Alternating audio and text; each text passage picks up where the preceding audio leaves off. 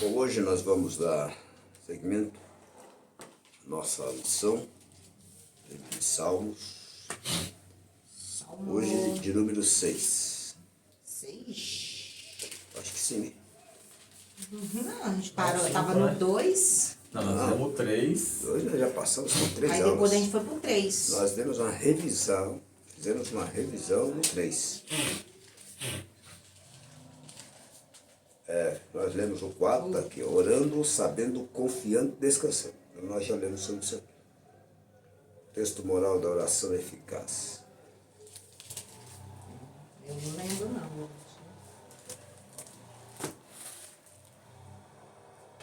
Vamos ao 6. Se for o caso, necessário a gente dar uma revisada no 4 e no 5.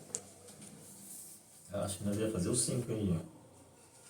A gente não... Nós vemos o 4, nós vamos fazer o 5, acho que. Olha pra você ver. Nós vamos ao 6? Não. Aí a gente vai fazer um paralelismo. Certo? Vamos lá. Ó Senhor, não me repreendas na tua ira, nem me castigues no teu furor. Tem misericórdia de mim, Senhor, pois sou fraco. Sara-me, ó Senhor, pois os meus ossos estão em agonia. A minha alma está em agonia. Até quando, ó Senhor? Até quando? Volta-te, ó Senhor. Livra a minha alma. Salva-me por teu constante amor.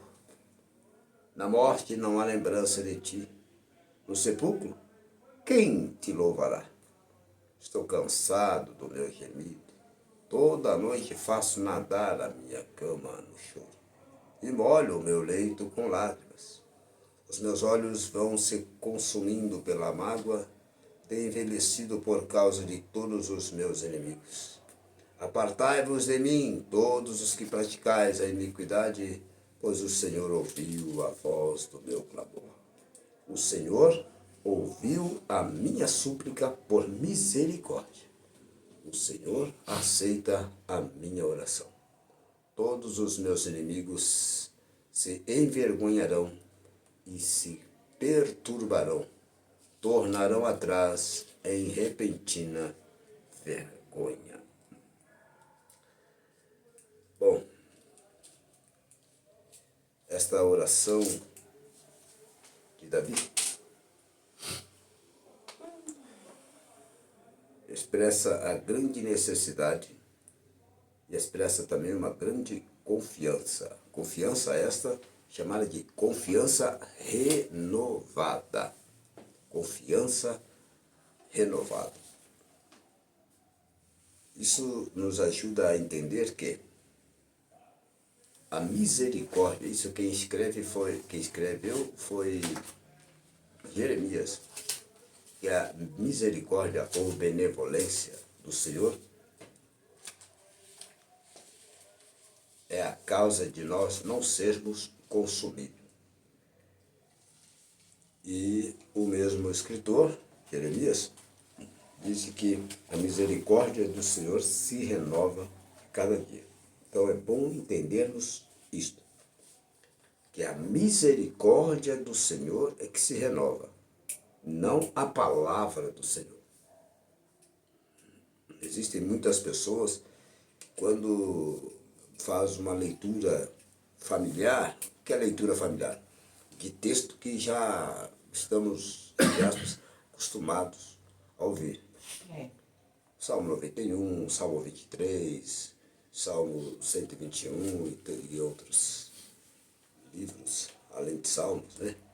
Que pessoas costumam pregar repetidas vezes. E aí, desculpa, aí vem alguém e fala que o texto é conhecido, mas que a palavra do Senhor se renova. Isso não é verdade. Eu não sei de onde tirar essa ideia. Eu chamo de ideia maluca. A palavra de Deus nunca se renova. Certo? A palavra de Deus, ela nunca se renova. O que renova-se a cada dia? Nosso conceito. A gente passa a ter nova compreensão da palavra, porque em um texto pessoas de diferentes culturas podem aplicar uma mensagem. É o que a gente traz de diferentes, não digo contexto, mas diferentes, fugiu a palavra aqui, mas ela volta, ela vai e volta, é igual gripe. Concepção, é concepção? Não, mas ela vai voltar, ela é igual gripe, ela vai e volta.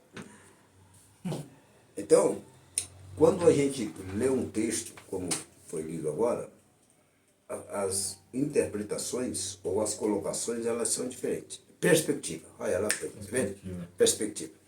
Então, cada um pode trazer perspectivas diferentes. O que é isso? É uma aparente interpretação diferente. Mas não é. É que as pessoas elas usam de formas diferentes a aplicabilidade. Então, cada um tem uma forma de aplicar. O que não pode é mudar o conceito. O conceito ou o contexto tem que ser o mesmo. O contexto. Mas a maneira de aplicar é diferente. Então, não que a palavra se renove, sim a forma de ser colocada, ela vem de forma diferente. Ou seja, Sempre né, o que diferente. muda... Ou seja, o que muda, o contexto, que é a história, ela não pode ser mudada, tem que ser pregada. Agora, o que muda são os nossos conceitos, não é isso? Porque cada um Não, lê... o conceito tem que ser o mesmo. O conceito tem que ser o mesmo. A perspectiva é assim. O que é perspectiva? É um outro ângulo. Vamos entender que você vai tirar várias fotos. Aí alguém tira a foto de frente, aí pede tirar de lado, é da mesma pessoa. Sim. Porém, ângulos diferentes, para ter compreensão diferentes. Mas entendendo que o contexto é o mesmo. Né? Então, vamos que eu fale, por exemplo, o que disse Davi aqui. Davi está clamando por misericórdia, por socorro, renovando a sua confiança e tal. Mas ele sempre dirige a Deus um pedido de socorro. Se nós formos, como já fizemos, a oração feita por ele no Salmo 51, ele clama ao mesmo Senhor, só que trazendo perspectivas diferentes, visando o perdão. Aqui ele está pedindo socorro. Lá ele pediu perdão, que não deixa de ser um socorro. Tá certo? Mas aqui ele pede o socorro porque ele está sendo afligido por alguém. Lá ele pediu socorro de algo que ele cometeu. De qualquer forma, é um socorro. Só que o contexto é diferente. Por que ele está pedindo socorro? Pedindo socorro para não ser condenado. Na oração do Salmo 51. Aqui ele está pedindo perdão para não ser alvejado pelos inimigos. Tá certo? Então, de qualquer forma, ele recorre ao mesmo Deus. Qual é o contexto de uma oração? É a busca pelo socorro e a compreensão da nossa dependência. A oração significa dependência de Deus. Então, quando a pessoa recusa-se a orar, ela, entre aspas, quer dizer que ela não depende de Deus, ou seja, ela não precisa orar. Porque a oração é uma expressão de dependência. Então, quando eu digo eu não preciso orar, estou dizendo eu não preciso de Deus. Olha a gravidade. Tá certo? E aí, às vezes, Deus permite que a gente esteja envolvido em alguma circunstância embaraçosa para mostrarmos que sim, dependemos dele. Mas há pessoas que mesmo nessas circunstâncias elas preferem esperar o tempo passar, a coisa vai melhorar. Claro que não, mas ela está dizendo que vai melhorar, em outras palavras, ela quer dizer, eu vou continuar assim, independente de Deus. Nem que eu vá para a rua e acaba indo mesmo. E vai mesmo, ele passa. Confere? Agora, fazendo um paralelismo, por isso que eu disse a vocês que nós faríamos um paralelismo entre o Salmo 6 com o Salmo 5. Vamos ver o que ele diz, Salmo 5. Dá ouvido às minhas palavras, ó Senhor. Percebe que há perspectiva diferente aqui? Ó Senhor, não me repreendas. Isto ele está dizendo no Salmo 6. No Salmo 5 ele roga, dá ouvidos às minhas palavras, ó Senhor. Atende aos meus gemidos. O Salmo 6, verso 3 diz o quê? A minha alma está em agonia. Então, aparentemente, em termos de estado de espírito, ele estava semelhante. Estava igual, só que em circunstância diferente. Ok? Aí o verso 2 de número 5 diz: atende, atende a voz do meu clamor, Rei meu e Deus meu, pois é a ti que oro. Quando ele está dizendo no texto, pois é a ti que eu oro, o que é que o salmista quer dizer? Ele está dizendo, pois é de ti que dependo. Isto, de novo, vai ao encontro ao que eu disse agora há pouco. A oração é uma expressão de dependência de Deus. Confere? Então, de novo, Davi está dizendo que é de Deus que ele depende. O verso 2, olha o que diz a parte A. Atende a voz do meu clamor. Eu já disse isso e vou falar outra vez. Olha o que ele está dizendo. Atende a voz do meu clamor. Aqui tem uma classe que significa atende para. É o mesmo que atenta-te para. Volta-te para. Foca em minha voz. Ok? Então, quando o salmista expressa, atende a voz do meu clamor, ele está, entre aspas, tá certo? Existe um outro termo, mas eu vou usar isso aqui para a gente entender da seguinte maneira. Quando ele está dizendo atende a voz, ele está, em outras palavras, ele está dizendo para Deus dar atenção. Ele precisa de atenção de Deus. Ele está pedindo que Deus tenha diligência. Então, o que é uma diligência? Diligência é um momento único e específico para determinada finalidade. Então, quando nós vemos as viaturas, seja elas policiais ou da saúde, em diligência, eles querem prioridades. Precisa abrir espaço porque eles estão em diligência. Então, o que o salmista está dizendo, entre aspas, aqui, dado a agonia, ele está pedindo prioridade, que Deus dê prioridade à sua situação. Isso chama-se intimidade e ousadia. Pedir que Deus dê prioridade a si é uma forma desesperadora, porém, de alguém que confia que pode fazer esse tipo de pedido. Também, né? Né?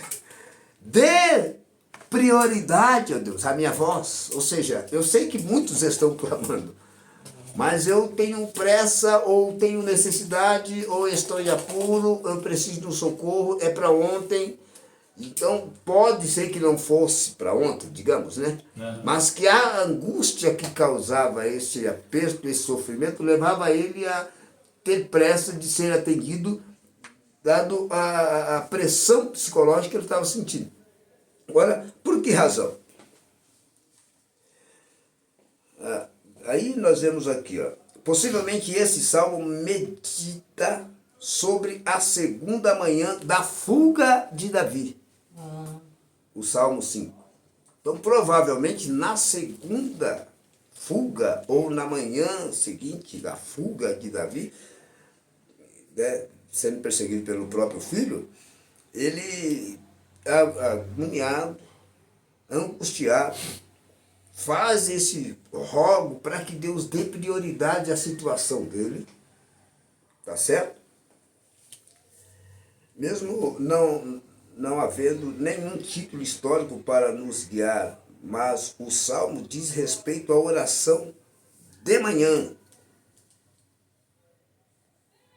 E a alternância de parágrafos que falam daqueles que buscam a Deus em justiça e dos maus a quem ele rejeita, pode muito bem simbolizar a situação de intenso contraste moral em que Absalão colocou Davi.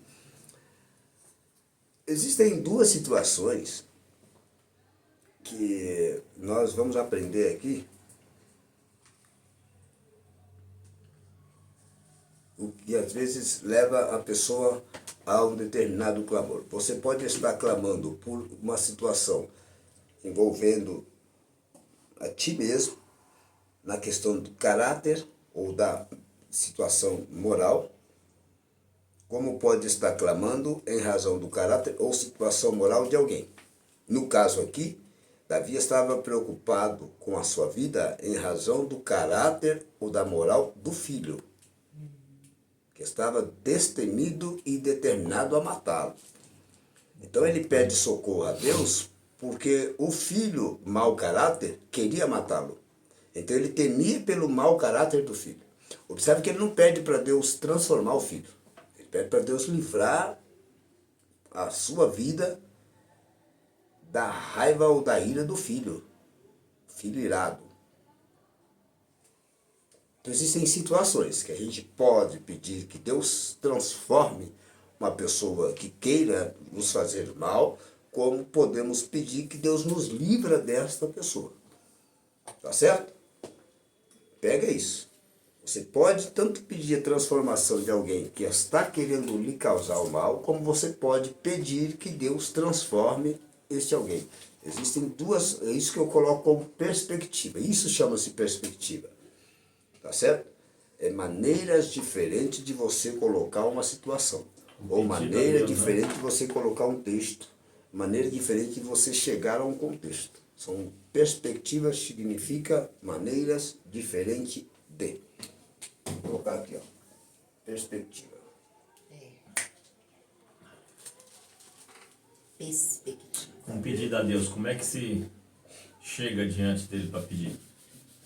Desculpa, vamos lá? Um pedido a Deus. Eu preciso de um pedido a Deus. Um exemplo. Como é que eu faço para pedir isso? Em circunstância, só em oração? Só em oração. Como eu disse, a oração é uma expressão de dependência.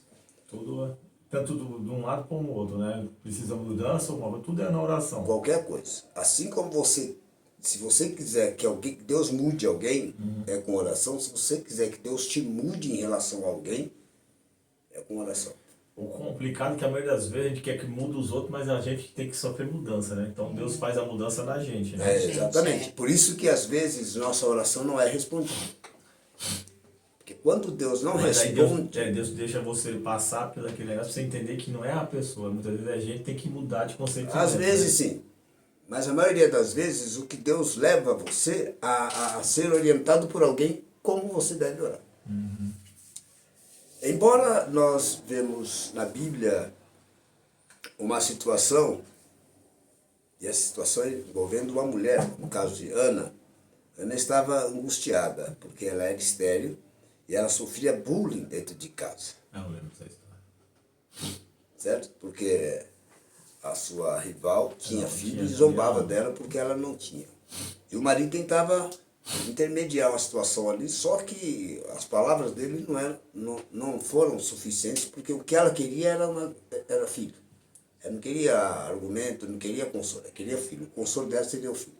Para, entre aspas, dar uma resposta para a rival. Então, quando ela tinha aquela ansiedade, ela não comia, não bebia, ela já estava meio que em estado depressivo. E ansiedade. Ela não comia nem bebia, só chorava.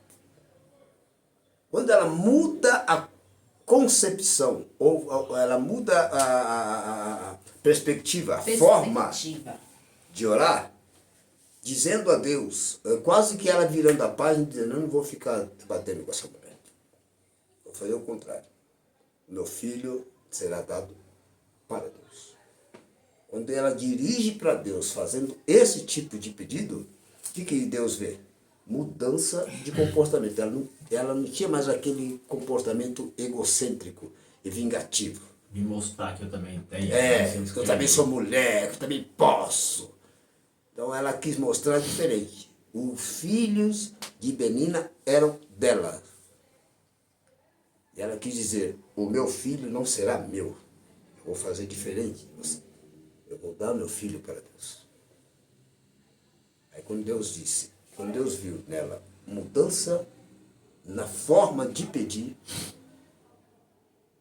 E detalhe, o sacerdote poderia orientá-la, porque ele observa que ela estava só balbuciando, ele entende que ela estava embriagada. Talvez conhecendo a situação familiar, entendeu? Que aquela situação estava levando ela à embriaguez. E o que ele orienta ela? Afasta de ti esse vinho, para de beber. Então ele chegou a compreender que a situação que ela estava vivendo estava levando ela à bebida. E geralmente isso acontece. O nosso desgosto nos leva a quê? A um determinado prazer que no cérebro, né? Nós temos uma regiãozinha no cérebro que leva-nos a sentir prazer. A pessoa quando está ansiosa, qual é o prazer dela? Ou é comer, ou é gastar, ou é comprar, é prazer, né? Então, qual seria o prazer dessa mulher? Ela ver Ana chorando. E Ana não tinha absolutamente nenhum prazer de conviver ali, porque ela não tinha como provar o contrário para a mulher. Uhum. Então, quando ela começa a orar, talvez ela percebe que a oração estava errada e o sacerdote que estava ali para orientá-la não o fez. Simplesmente pediu que ela afastasse o vinho. Ela disse, a tua serva não está embriagada. A serva está angustiada em espírito, aflita em espírito. O estado de espírito dela que estava a exemplo de Davi. Davi estava com seu estado de espírito comprometido, afligido, afetado, atingido, de forma que levou ele não a perder o sono, porque nós vimos no Salmo 3 que ele recorria a Deus e dormia em paz. Mas é isto que levou ele a recorrer-se a Deus, a pedir a Deus um sono, porque do contrário ele não teria condições de dormir bem. Tá certo? Então quando ela é orientada pelo sacerdote ali, apenas de afastar o vinho, e ela percebe então, ao que podemos entender no texto, é que ela não poderia contar com ele.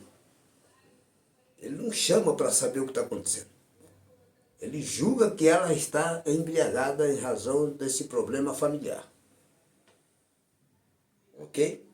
Então, quando ela faz um voto dizendo a Deus que daria esse menino para ele, para Deus, ou seja, o menino ficaria no templo, aí a Bíblia diz que Deus lembrou de Ana. Que momento? Momento da intimidade dela com o marido. E Deus abre a madre dela. E ela fica grávida. E depois desse menino, Samuel, ela teve outros. Parece-me que foram mais 7. Para quem não podia ter. Para quem não podia ter. Confere? Então o que é que Deus estava esperando de Ana? A mudança de seu próprio comportamento. Ela poderia exigir que a menina, ou que a rival, que a mulher do seu também marido, mudasse o comportamento. Podia exigir da menina. Você para com isso, você não me provoca. E quando eu falo você para com isso, você não me provoca, estou falando que você mude. Ou até mesmo podendo pedir para Deus para a mudança dela, né? E na verdade não era isso. Ou ela pedisse que Deus mudasse a mulher. Mas na verdade o que precisava era só mudar a forma de orar. Então, quando ela muda a forma de orar, Deus lembra dela. Confere? Então, Davi é a mesma coisa aqui. Davi, ele não estava orando para Deus mudar o filho. Davi estava orando para Deus livrar do filho.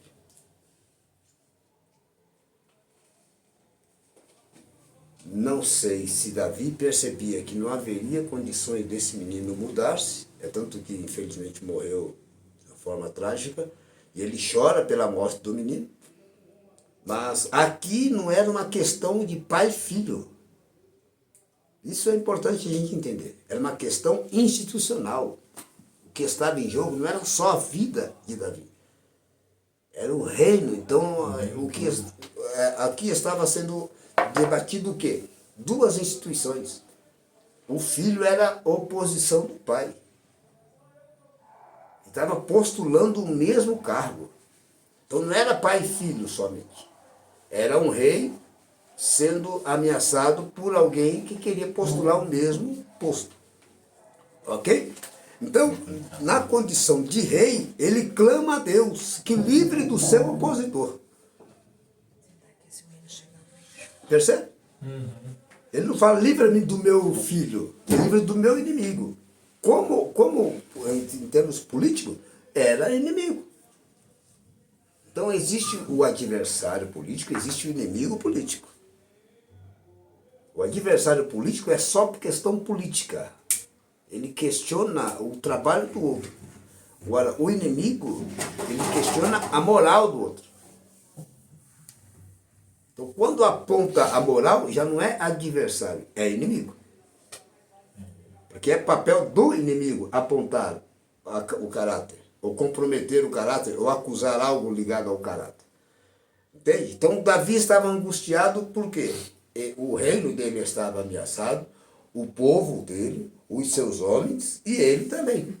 O alvo era ele, mas havia todo uma situação que não só envolvia ele, e muito provavelmente essa angústia aqui, por isso que Davi foi um cara diferenciado.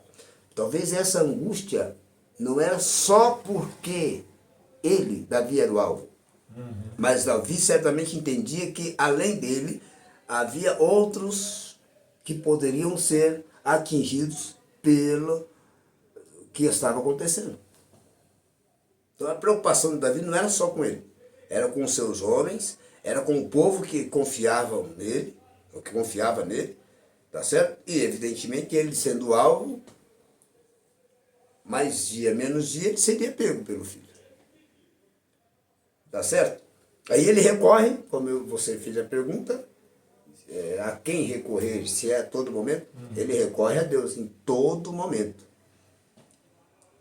Então, quando nós falamos de relacionamento homem e Deus, significa isso, é a pessoa reconhecer que agora ela é dependente de Deus, para tudo que ela for fazer. Uma decisão que ela vai tomar, uma resposta que ela precisa dar a alguém, ou qualquer coisa do tipo que depende dela, ela não pode falar, eu vou fazer, eu vou orar para fazer. É onde eu estou com um problema. Desculpa? É onde eu estou com um problema. Eu tenho que ter. Tem hora que eu. E sozinho eu sei falar tudo. Só que chega em lugar que eu quero falar algumas coisas, tem uns que vêm que eu já corto logo na orelha, né? Já sei falar. Mas tem lugar ainda que eu chego que eu fico. Não sei chegar no conceito. Eu quero fazer algo e não consigo chegar nesse conceito. Mas se eu pego um debate ali, a pessoa debatendo, eu pego uns caras falando umas besteirinhas na loja lá, eu já, opa, pera aí, que negócio é esse? Tá falando besteira aí, pera. Mas tem conceito que eu preciso aprender ainda muito, principalmente lá de família, né? Que eu já mudei bastante, já preciso mudar umas coisinhas ainda. Exato. Fala, amigo, a amizade a gente joga, faz assim, não tô mais aqui perto, tchau. Agora a família, meu Deus, é complicado. É difícil. Difícil, família, meu Deus. Mas você vê que a situação de Davi era com família. Era filho. Por isso que eu tô interessado nisso aqui, o assunto aqui. Uma pergunta. Fala qual era a idade de Davi nesse tempo que ele estava fugido, que ele fugiu com medo do filho? Não, a Bíblia não menciona isso. Não menciona, né? Nem dele, nem do filho. Porque Davi, ele era um bom guerreiro, né? Ele sabia lutar, né? Mas ele não queria entrar em conflito com o filho, né? Não é isso. É muito importante saber disso. Davi, ele era, e aliás, quem orientou o próprio filho, foi um dos que estavam com Davi. Um dos valentes. Quando o filho estava arquitetando matar o pai, me fugiu o nome do personagem, ele chega no filho e fala, tu sabe que teu pai é de guerra, teu pai é experiente. Aí o rapaz deu um passinho para trás. Então, mas aí que vem a questão. O que é curioso também na vida de Davi, né? A gente tem que tomar cuidado, senão a gente acaba idolatrando Davi. Porque Davi e Moisés, eles tinham um perfil, uma qualidade, que se você ficar buscando muita coisa, você vai encontrar muita qualidade nele a ponto de achar que é um Deus vestido de homem, que não é. Eram falhos tanto quanto nós. Mas o coração desses caras, o coração desses homens, era um coração transformado para liderar. Todavia, embora experiente, ele era dependente. Ele sabia o seu lugar. Qual é o meu lugar? Eu sou pai, sou experiente, posso reverter a situação, posso matar meu filho, como Saul quis matar o próprio filho, mas Davi é diferente. Davi dependia de Deus. Então, o fato de Davi estar fugindo, ele estava mostrando para Deus, eu posso fazer com as minhas mãos, mas eu estou fugindo de problema. Eu quero que o Senhor resolva esse problema para mim. Porque do meu jeito é matar. Do jeito do Senhor é me livrar. Então, por isso que ele pedia, ouve, dê prioridade à minha voz. Em outras palavras, para eu não fazer besteira. Verdade. Pegou? É fácil. Esse lado eu conheço bem. Hã? Esse lado eu conheço Teve aconteceu com o próprio Davi, né? Que quando ele estava sendo perseguido por Saul, que ele teve a chance de matar Saul. 2 a 3 chances. Né? E os próprios que andavam com ele também falou, não, sei o que, vamos matar. E ele, não, que jamais ele iria tocar no ungido do Senhor, né? Então eu acho que ao mesmo tempo que ele estava pedindo socorro ali para Deus, falo agora assim com o sentimento dele como pai. Porque por mais que ele fosse um guerreiro, mas ele tinha aquele temor, tipo, é meu filho. Né? Por isso que ele socorreu a Deus, né? Assim, de não fazer, não tomar uma... É por isso que eu estou dizendo. Pode ter um pouco da questão paterna, mas aqui tem muito mais o fato dele ser dependente de Deus. De Deus, porque eu tiro a vida, só quem tira é Deus, né? Em primeiro lugar, né? Mas ele como rei pode. Ele podia. Ele Podia. Qualquer um ele podia. E qualquer um que se rebelasse contra o rei, contra algo que ele falasse ali, ele mandava matar, né? Podia. É tanto que quando morre Saul... Mas espera aí. Eu como rei, eu posso matar, um exemplo. Só que Deus libera ele fazer isso? Sim, ele tinha poder para Ele isso. tinha poder para fazer isso. Se fosse pro mal, se tivessem tramando o mal dele, coisas que ele não... Naquela época, é claro que vão mudando as culturas e tal. Hoje existe tal de direitos humanos, que a gente nem sabe se é mesmo um direito humano ou se é um cabide de emprego e tal. Mas o verdadeiro defensor dos direitos humanos é o próprio Deus. O próprio Deus. Mas, em questão de reinado, havia, da parte de Deus, autoridade ou autorização para o rei fazer. O rei tinha essa autonomia. O rei não precisava do conselho. Ao contrário de hoje, o presidente precisa ouvir para tomar algumas decisões. O rei não. A decisão era única. Certo? Ele tomava a decisão de matar ou dar vida, era ele. Estava na mão do rei. E Davi tinha essa capacidade de matar qualquer um. Tanto que quando ele enfrentava os inimigos, mandava matar e arrancava a cabeça. Este era o estilo da guerra. Tá certo? Era o estilo da guerra da época. Tanto o rei Davi quanto todos os outros reis. Ok? A gente olha assim e fala, puxa, mas essa era a cultura. Hoje não. Hoje pode ter como genocídio, existem várias nomenclaturas que definem tais decisões. Mas antigamente, sim, poderia. Mas mesmo ele tendo essa prerrogativa, ele tinha temor. O que muda de lá para cá, uma boa parte é o temor a Deus e a inteligência do homem, que hoje o homem, pelo amor de Deus, né? Quem está no poder principalmente, não é pessoa de cultura lá em cima, né? Não é só cultura. É porque existe uma lei. Os Estados Unidos, por exemplo, é o único estado, quer dizer... É um país que quer dizer, não é o único morte, estado. a pena de morte, É o único governo que pode matar terrorista. O único governo. Qualquer um outro que queira matar, tipo, se o Putin quiser matar o Zelensky, isso configura crime. Se o Trump quiser matar o Putin, não é crime. É por isso que ele vai avisando, avisa. Quando ele vê que é um terrorista, ele mata. Como foi feito com Bin Laden, como foi feito com outro. Então, só os Estados Unidos que têm esse poder, no mundo inteiro. Então, primeiro ele concilia, dá ultimato, vai avisando. Mesmo. Mas se ele falar, esse cara é um terrorista, você não sabe de onde, sabe que vem de cima, mas o avião é invisível, ele mata. Então, ele não é um rei. Mas como são vários estados, por isso Estados Unidos, né, são vários países que têm um acordo, e esse acordo foi firmado em cima de uma lei. E qual é a lei? Então tudo tem que ser voltado a Estados Unidos. Tá certo? Na época, os reis tinham autonomias semelhantes. Eles podiam fazer. Ok?